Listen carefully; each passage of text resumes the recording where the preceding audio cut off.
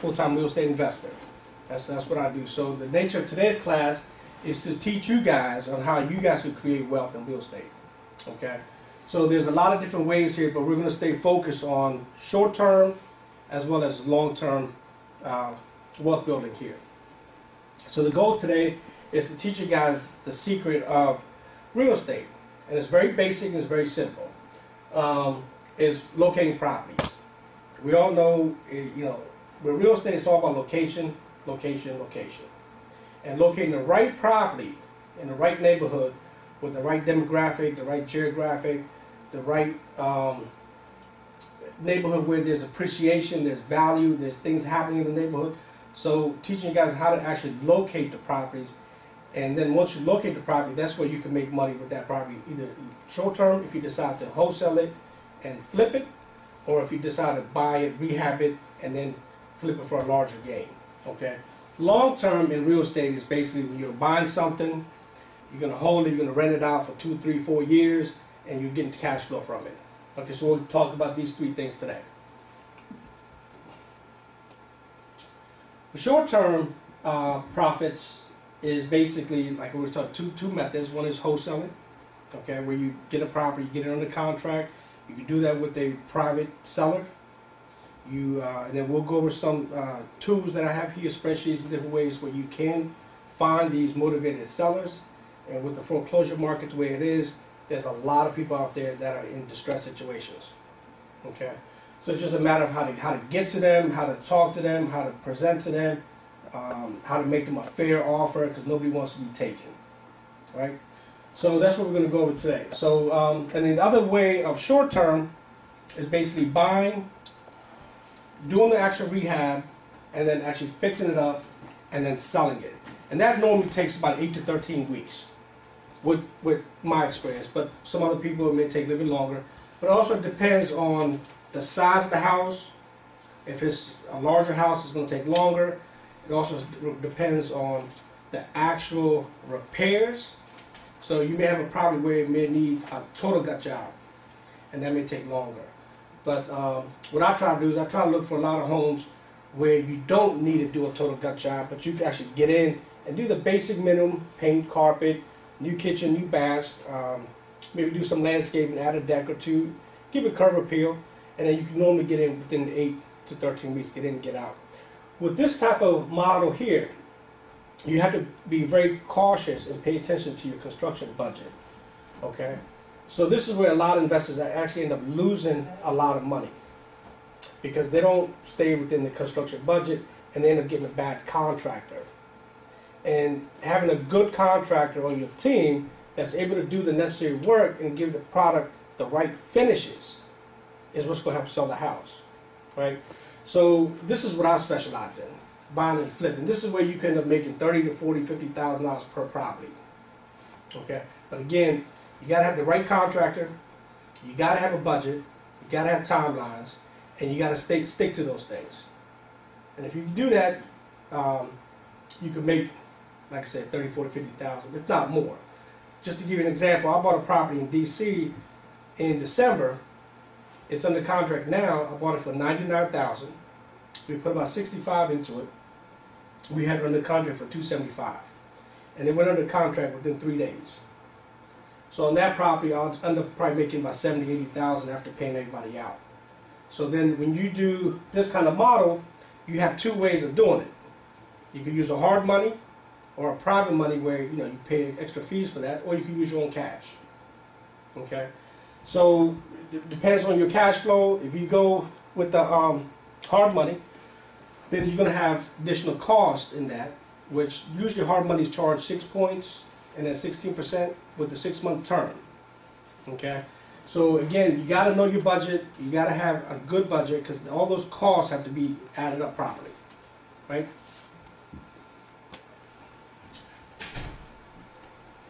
So here, we'll just go over a quick example of a property. Let's say you end up buying it for $66,000, and you're going to have closing costs on the front end, okay, about $1,500, and then let's say your rehab budget on this thing is $25,000. And then your total, now this is based on a cash deal, okay, So your total investment on this thing is going to be $92,500. And then let's say you sell it for $175. And then on the back end, when you sell it, you're going to have real estate commission, which is about $10,000, and then you're going to have closing costs for you as the seller, okay, about 2% normally. DC is a little bit higher than Prince George's County. And then you'll have your IRS, where your Uncle Sam wants their money. So anything less than 12 months is considered a short-term hold. So where Uncle Sam wants 35% of that. Anything longer than 12 months is considered long-term, and it's about 17%. Okay. So in this particular deal, the total profit to the investor is $44,000. So you'll end up getting back your $44,000, which is what you made, and plus you get back your $66,000, what you put into the deal. And the fees you write off on your taxes. Okay. So this particular deal, again, 8 to 13 weeks, get in, get out.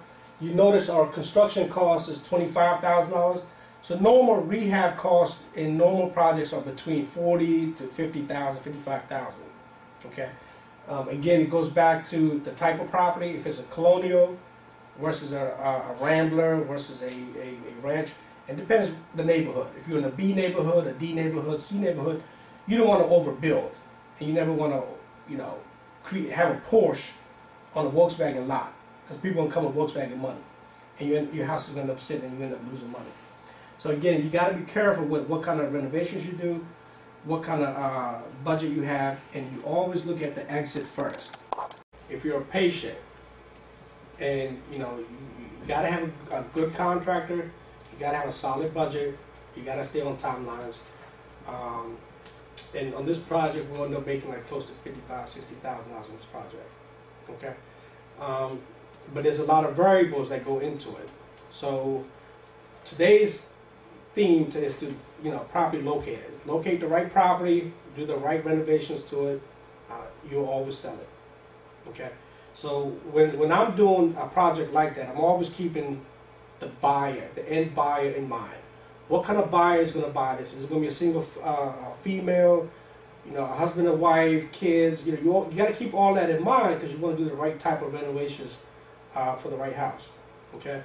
So again, this is just an example of how you can actually make money short term. And the goal here is, we all want to make money, right?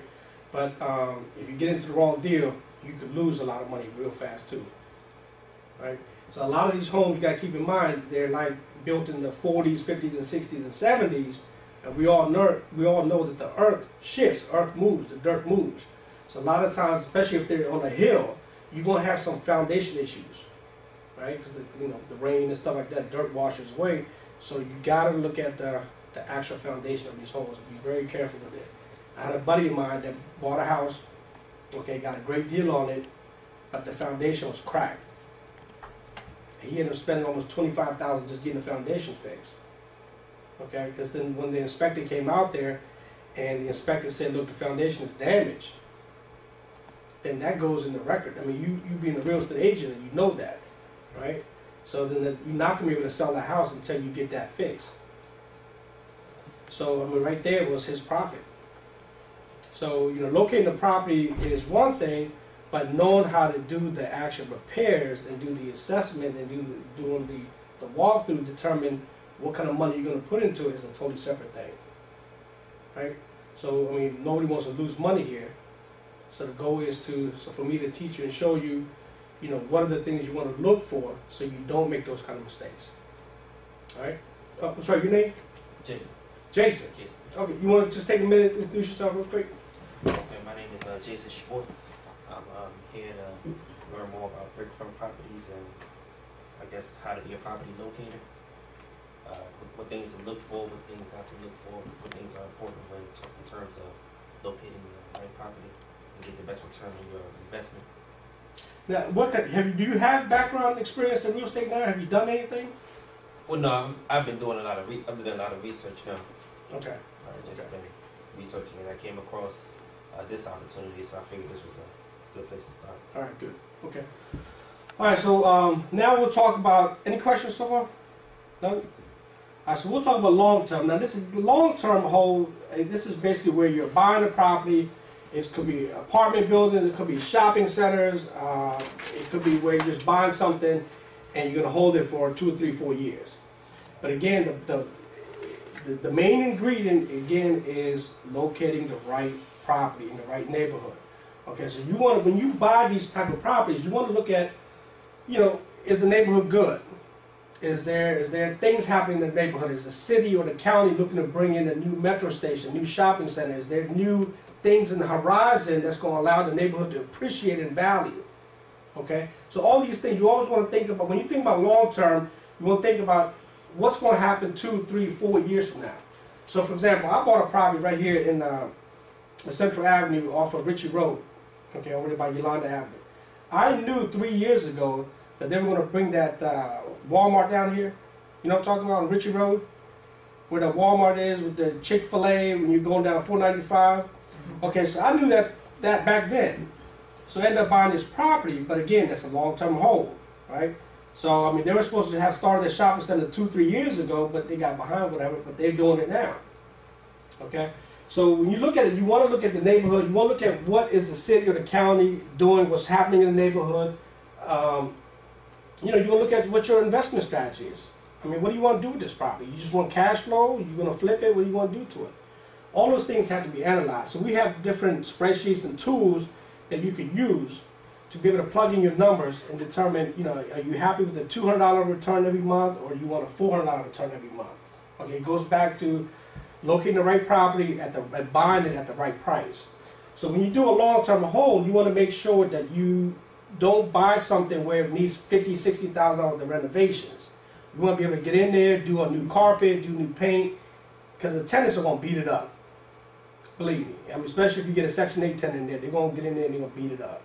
So you want to do enough to the property where it's presentable and you can actually get $300, $400, $500 cash flow out of there. Okay? So this is a great way to build long-term wealth. I got about 30 rental properties now in D.C., Maryland, Virginia. But it took me time to build up to that. You know, and believe me, I've made a lot of mistakes with a lot of tenants.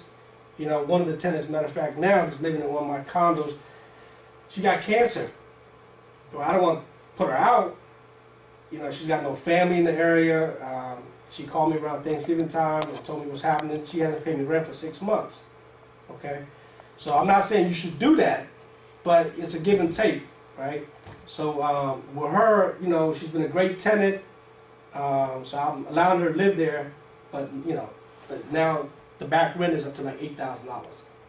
So eventually you got to say, you got to go, or you got to find ways to do it. So with her, we try to see if she could try to qualify for Section 8.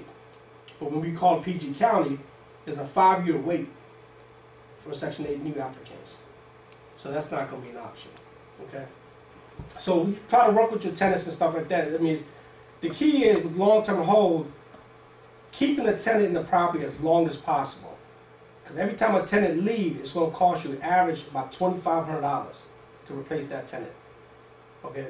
You have to get in there, you have to do something. You have to get the carpets clean, you have to paint, you have to advertise, you have to screen the new tenants. You may end up paying mortgage payment out of your pocket for 1 or 2 months until you find the new tenant. So try to keep the tenant in the property as long as possible. Even if you got to go in there, sometimes I'll say, hey, listen, I'm going to come in there.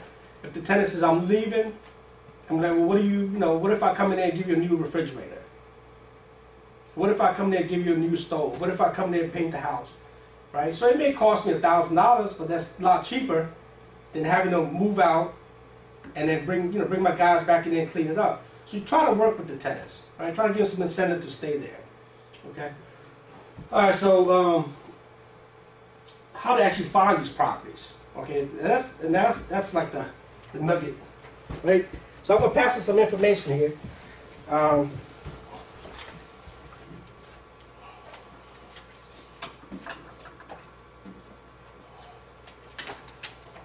Here are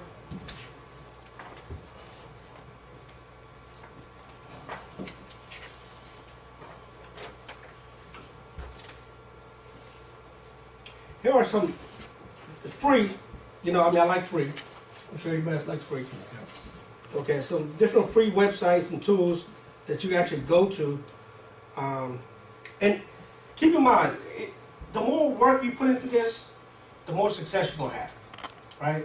So it's the only thing I can do is give you the information, give you the tools, give you the resources, but you guys actually got to get out there and make it happen, right? So with this particular here, this is a different ways of actually finding, like the motivated sellers, and how to reach out to them, how to get their name, how to get their phone number, how to get their address, how to track them down. Okay, so a lot of these websites are free. There are some websites on here that actually charge, but I mean, if you put some sweat into this thing, you shouldn't have to pay for anything. Okay. So if you just take a minute to go over that. I thought I had more of these.